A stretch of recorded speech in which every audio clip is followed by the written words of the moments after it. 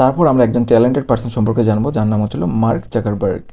তোমরা সবাই, আমার মনে হয় না কেউ মানে যতজন ফেসবুক চালাও, তোমরা এটা বলো না যে তোমরা মার্ক জুকারবার্গ সম্পর্কে জানো না। তো ফেসবুক যতজন চালাও এটা তো এতটুকু জেনে রাখো, ফেসবুকের জনককে, অর্থাৎ ফেসবুক আবিষ্কার করেছে কে? Mark Zuckerberg. ওকে। বর্তমান পৃথিবীর সবচেয়ে জনপ্রিয় সামাজিক যোগাযোগ মাধ্যমের নাম ফেসবুক।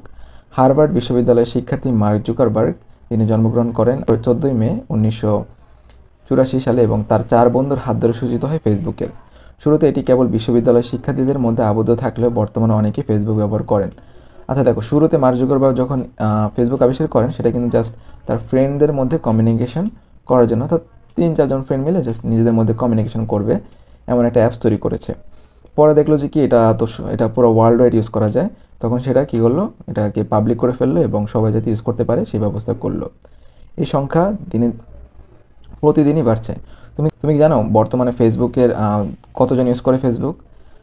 300 কোটির বেশি মানুষ কিন্তু বর্তমানে ফেসবুক ইউজ করে। আমাদের বাংলাদেশের অনেকেই সামাজিক মাধ্যমের হিসেবে ফেসবুক ব্যবহার করেন। তো দেখো, মার্ক জুকারবার্গ শুধু যে ফেসবুক ইনভেন্ট করছে সেটা না, তার আরও আদার্স অনেকগুলি কোম্পানি আছে।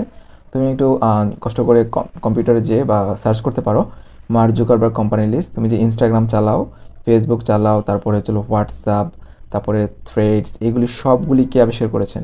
Mark Zuckerberg. অর্থাৎ তার যে কোম্পানি মেটা, এই সবগুলি মেটার কোম্পানিরই অ্যাপস, মেটা কোম্পানিরই সার্ভিস। এখানে আরও দেখতে পাচ্ছ আরও অনেক অ্যাপসে তার কিন্তু অবদান রয়েছে।